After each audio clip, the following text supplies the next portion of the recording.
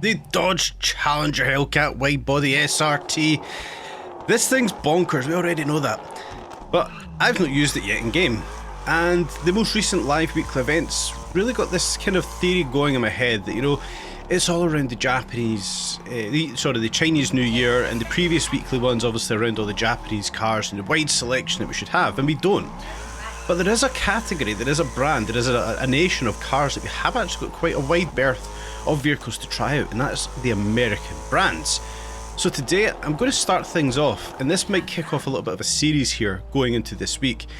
And we're going to jump over to Trip to the Streets HQ. This supercar hypercar race has a max RP of 900, a 6.1 mile sprint. And the thought process I have here is we've got some fantastic supercar category cars in game, but there's many that we kind of overlook. The Hellcat must be one of those. Now yes, we're in a supercar hypercar race, we can see some of the cars that we're up against, the likes of the Chirons and the Lotus Evija, so we know that we're underpowered, we know there's a lot more dominant cars in race. But can these supercars keep up? Can they actually be faster? We're going to put that theory to the test today. Unfortunately, I did make a huge error with the upload. We can see there's a bit of lag on the screen. It is not the game, it is the recording. Just to give a bit of an insight, I typically record in 1080p, upscale to 4K for YouTube. Well, I made a big mistake, the graphic settings were set too high. I did record in 4K and it's tried to upscale to 8K and it's caused a bit of lag with today's video. I can only apologise guys, it won't happen again. But I'm going to talk about the race in itself and more importantly talk about this Dodge Challenger Hellcat. Now, we already know that this thing is absolutely bonkers, we know the Hellcat. But can it actually be a supercar, a race car, and competitive? I genuinely think what we have under our hands here is a fantastic supercar, and it's something that we don't look at in game all too often because, you know, we're kind of attracted towards the Italian supercars, the Aventadors, the Huracans, whatever else it may be, and this might not actually be the best American car that we've got. And my thought this week was perhaps we do cover the American cars, we cover the likes of the Hellcat, and we'll disclose some of the other ones a little later in today's video. You guys can decide if that's something you want to see, and if we keep it all on this track so we can actually put them head to head, competitive times against one another, and see what actually comes out on top. Let me know in the comment section if that's something you guys would be down to see. But let's talk about the race itself, let's talk about the Hellcat. Yes, it's leery, yes, this thing will snap at you if you get on the throttle too quickly with the steering locked. Coming over a little crest like we just had there, they're always tricky on this track, but so far this thing is handling its own fantastically well. We're first in the pack, we're ahead of the Chirons, we're ahead of the Evijas. We have to start to consider these kind of cars. Yes, it is against AI, and yes, it is unfortunate the game is lagging once again, or the recording's lagging. Yes, we're up against AIs, it would be fantastic to be against other players. But to give a shout out to Asayun, we obviously see Asayun at the very top of those leaderboards very, very often. Well, I noticed across Ibiza that Asayun's actually across quite a few of the top leaderboards in the Hellcat. So, do we truly have to start to consider some of these American muscle cars as true supercars? Now yes, it would be fantastic to have a muscle car category in game, but I think this Hellcat is the reason we don't have a muscle car category, because I don't think anything's going to come close to it when we put it up against some of the supercars and the hypercars in game. But I think this thing truly holds its own and is truly competitive enough to be considered a true supercar and an absolute sleeping gem. We'll obviously talk about the cost later compared to other vehicles. Is it, you know, worthwhile investing in the Challenger? I truly believe it is. We can see just how stable this is on the road. It has tons of torque, tons of power. The way I've got this tune built, it's maybe not got the top end, or it doesn't get to the top end like other supercars, but it's built specifically for this race in itself. Some of these tighter corners, it's fantastic. Round the last corner today, we can see it holds its own, a little slide of the back end. But with the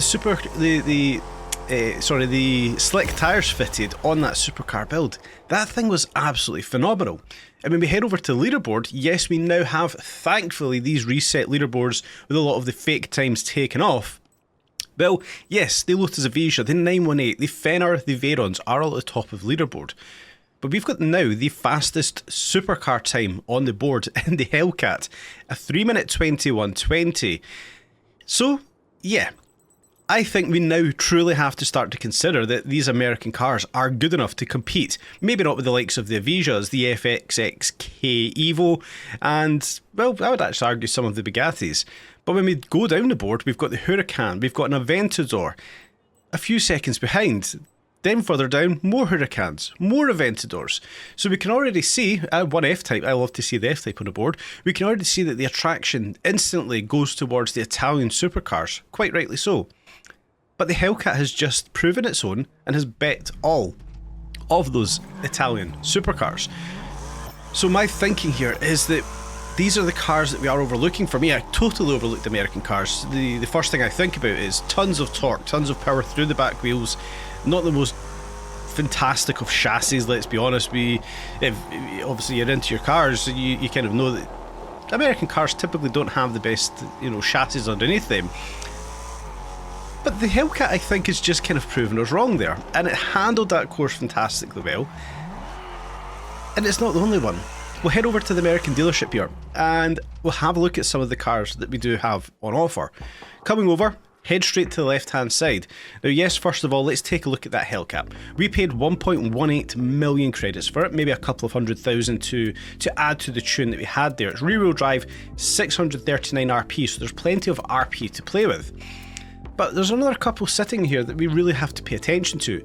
The Chevrolet C7 ZR1, 1.7 million credits, a little bit more expensive, and it's already 728 RP. So perhaps there's not a lot we can do with that one to get it up to kind of the same sort of level, the 900 RP that we just raced the Hellcat with. But one car I totally overlooked in this game is the Dodge Viper SRT. 1.4 million credits, just 686 RP from its stock format. I totally overlooked the Viper because it's a Viper. It's lady, it's rear wheel drive. They typically never handled very well, but when we have a look at the stats here, 636 horsepower, 830 newton meters of torque, top speed of over 200 miles per hour, 0 to 60 of 3.5 seconds. We really have to start to consider some of these cars. Go over to the new Chevrolet, or the new Corvette C8 Stingray, just 900,000 credits and 671 RP. A bit slower, a bit less power. 0 to 63 seconds, almost 200 miles per hour, and 483 horsepower from 630 newton meters of torque. I think there's a lot we could actually do with that C8, considering its cost under a million credits. That one there might actually just be a sleeper. I'm going to quickly have a look at the ZR1 once again here. We never really looked at the stats of this one. 744 horsepower, 970 newton meters of torque, 0 to 63.2, top speed of 211. Could that one there just about rival the Huracan Performante? We're going to have to put this all to the test. The advantage of the Huracan, of course, is four-wheel drive. All of these American cars, they are rear-wheel drive. But when we consider the cost to buy them and the cost to tune them, well, do we start to look at some of the meta cars here? And this one here does create a bit of a problem. The Ford GT Heritage, 629 horsepower, 746 newton meters of torque, 250 miles per hour. So essentially the same kind of stats across the rest of American cars, but this thing's over 4 million credits. So for me, I don't look at that one. Yes, I have got a Ford GT, but it's the stock version. I would start to look here towards the likes of the Chevrolet C7. More horsepower, more newton meters of torque, relative top speed, a fraction of the cost, almost half, over half actually. The Hellcat, 700 horsepower, 800 newton meters of torque, almost 200 miles per hour, a quarter of the cost almost. The Viper SRT, 600 newton brake horsepower, 800 foot-pound of torque, over 200 miles per hour, almost, if not greater than, a quarter of the cost of the Ford GT Heritage. So for me, yeah, I'm quite stoked with this. I think we have got to start to explore the American muscle cars. Going to have a quick look at the tune here. I know you guys like to look at the tunes. Not really done all too much with the gearbox, maybe focused it more towards acceleration. There's not a lot of tuning I really wanted to do with that gearbox. It felt smooth. It's probably the smoothest gearbox I've felt since the Jaguar F-Type SVR. Never added any aero, probably should have there. Come over to the stability, kind of the usual build here. Lowered it to the ground, stiffened the suspension across the board there. It's essentially a copy and paste build here. It's the way I kind of like these cars set up. Over to handling, nothing on the differentials. The anti-roll bars stiffening up a bit. A little bit of camber helping this thing turn in just a little bit, not adjusting the tyre pressures. Again, bit of a copy and paste build here. 71% for the brake bias and 380 pressure on the brakes. Have a go with that one, guys. See what you think of the Hellcat. For me, I think that's a sleeper. Well, I say a sleeper. We all know that the Hellcat's absolutely fucking bonkers. But I do think that might be a bit of a sleeper in game. It handled that course fantastically well. Yes, we've got slick tyres on right now, and of course it's Hong Kong. It is wet. But on a dry circuit, we really have to start to consider some of these American cars, and for me, I've completely overlooked them in game. Let me know your thoughts, guys. Have you been using the Hellcat? Do you want to see me cover off all of the American cars this week? Let me know in the comment section. I'll leave it up to you guys to decide. I hope you've enjoyed today's video, guys. Stay tuned for more updates on Test Drive Unlimited Solar Crown.